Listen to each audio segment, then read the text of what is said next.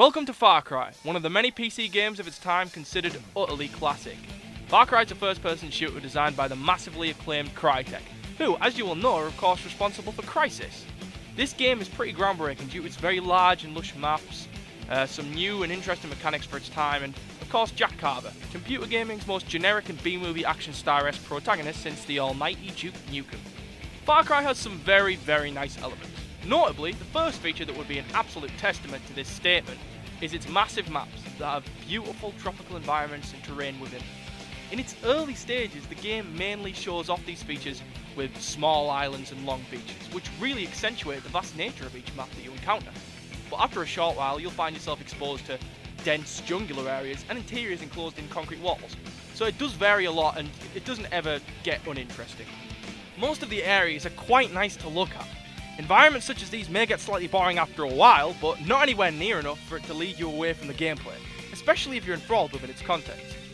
The test subjects are demonstrating superhuman qualities, but are somewhat unstable. I am concerned they may become difficult to control. A key note that does need to be made here though, is that the setting isn't everything, and by no means does this game have a bad setting, no, not at all, but Crytek do care about a lot more than just this aspect of the game. And this can easily be seen in some of the game's other features. This game features physics in a similar way that Valve's brilliant Source engine does. There's plenty of physics-based items that you can play around with, but let's be honest, half the time it will be some kind of box. In some cases, physics will be relied on to carry you through a certain part of the game. It's a nice feature, and it may be nowhere near as well incorporated as it was in a game such as Half-Life 2, which brings in full-scale puzzles which rely on physics, but it definitely has some of those types of puzzles in it, or at least hints at that style of gameplay. The ragdoll physics are also very, very decent as well in this game.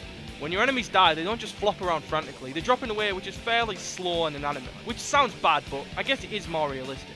You always have to remember that it depends on the type of weapon you're using as well, and where you hit them. Say if you shoot someone with a pistol in the stomach, they'll just pretty much drop to the ground, or fall backwards due to its impact.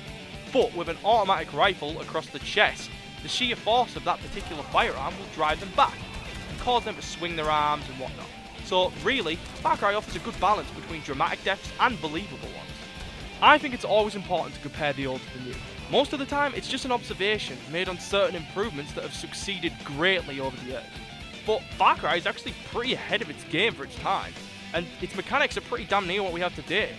Its shooting mechanics are a little bit like Call of Duty Modern Warfare, except there's no function to take cover. There is, however, a function to sprint, an energy bar, and of course, the iron sights. I did notice as well that the controls are less sluggish than games such as Modern Warfare. They feel almost more responsive.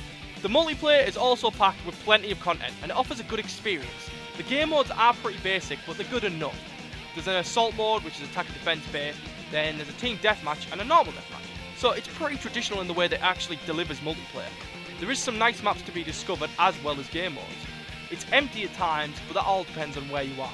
I live in Europe and I'm usually up till pretty late, so I'll go on and see straight away there's not really that many people in the lobby, unless I go on at an earlier time of day anyway. On another note, Farcry has plenty of easily distinguished and often overlooked problems that need to be explained. Most of these problems don't really make the game unplayable at all, they just make it seem fairly unintelligent and stupid at times. The first thing that springs to mind is Farcry's lackluster narrative and characters, which are primarily based on every action movie that you've ever seen. Speaking particularly of the bad ones. The protagonist is in a strange situation where he attempts to escort a journalist and ends up losing her and is pulled through the start of the whole plot trying to find her whereabouts. Police? No. CIA? No. Military? No.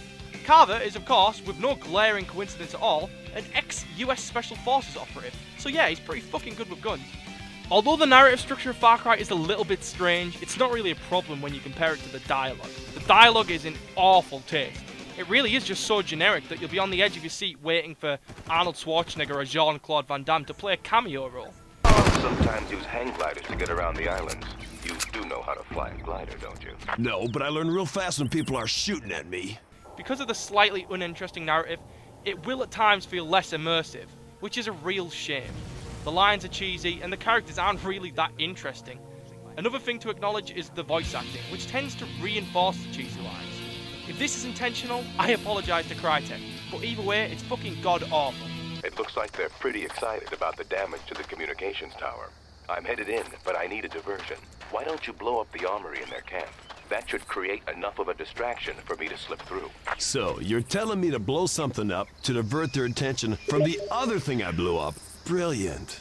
Oh, a demolition pack. Right.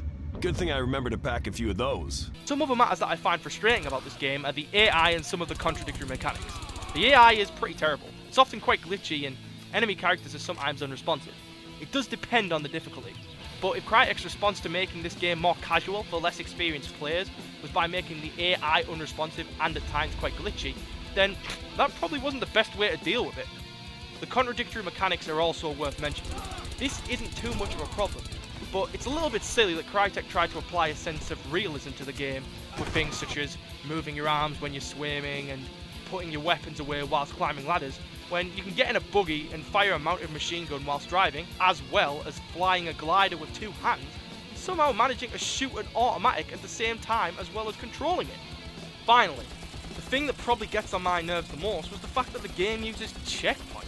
The game is saved frequently, and it takes virtually no time to do so, but if you get really far in between two checkpoints, don't expect to keep your save data, because you can't save the game manually.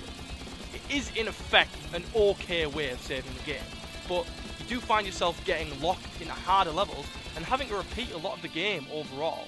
It's also inconvenient because it's not a matter of you coming off the game whenever you want and just returning to it. You have to actually play through until the next checkpoint. All things considered, Far Cry is still a great game. Does it have problems? Yes. Does every game for that matter have problems? Yes. Is Jack Carver a silly character?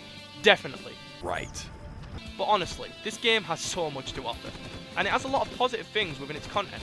It offers great multiplayer, a decent campaign, easy mechanics, and fantastic physics. It also features a colourful setting, which is large in scale and endless in quality. Most of all, it isn't afraid to escape the boundaries. You will get a great experience out of this game. This game is a living and breathing piece of classic game revision. Buy it if you don't own it.